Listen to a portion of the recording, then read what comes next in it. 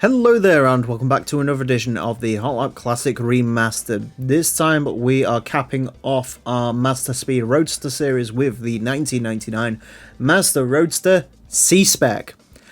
I didn't realise how powerful this one is, but before we get into that we have to talk about the looks, because this is by far and away the strangest looking of all of the Mazdaspeed Roadsters.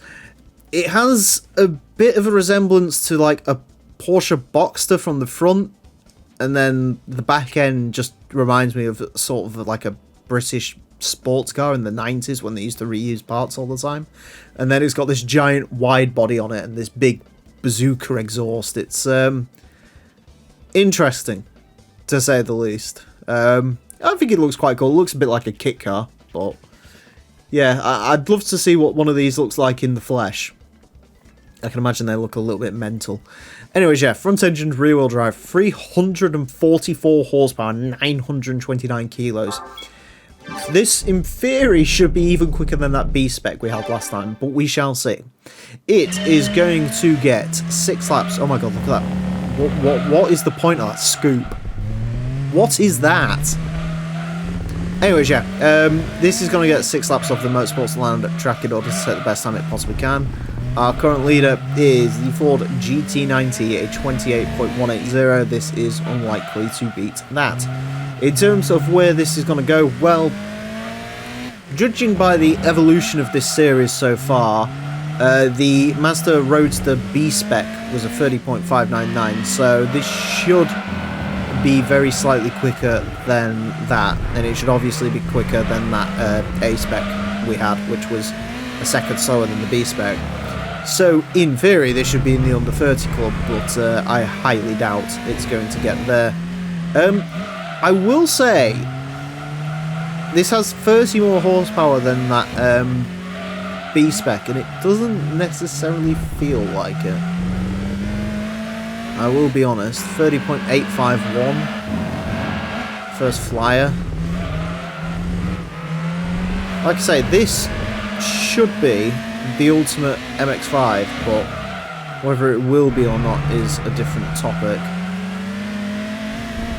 If it isn't, then we blame it on that scoop, that bastardized scoop at the back.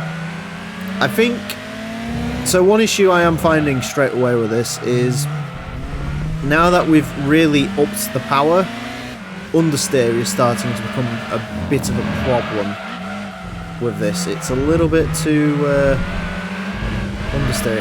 I'm trying to tell what the rear lights are off, to be honest with you, because there's no way they're from the standard car, because the standard MB had these sort of circular headlights, and they're not from an NA because that also had the circular tail lights. I have no idea what they're from.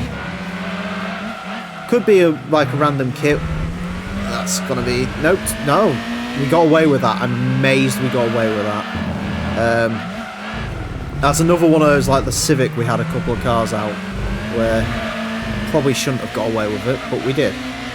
So I guess we'll cash it in at the bank, but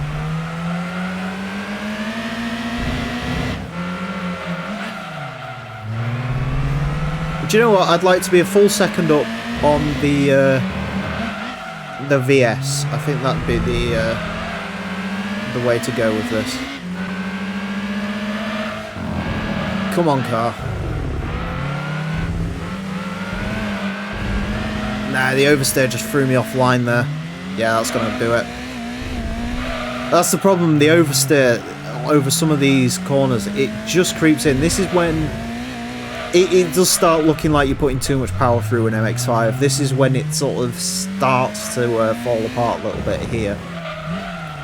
I mean, I'm saying that like this has done a bad time. It really hasn't. I think it could go quicker. I do think it could go quicker, but to be honest with you, for an MX-5, that is phenomenally fast. And even compared to the B-Spec, you know, it's still 0.2 up on it. I actually think it looks a little bit like a Porsche Boxster mated with like a TVR Chimera from the front, thinking about it. I did try to get it in a different colour to really, you know, bring out its weirdness, but for some reason the game would only give me it in black, so that's what we're dealing with. Anyways, yeah, a 30.367 is going to place this into 49th place. quicker than the Clio Sport V6. Civic Ferio, of course, it's quicker than the B-Spec. Quickest MX-5, probably going to be the quickest MX-5 we ever get. If an MX-5 is quicker than this, I'd be slightly worried. Maybe if we start doing Project A-Spec, the GT300 MX-5 might be quicker than this, although I've heard that's an absolute dog. Yeah, good time. Quicker than a Stratos, so that's a bonus.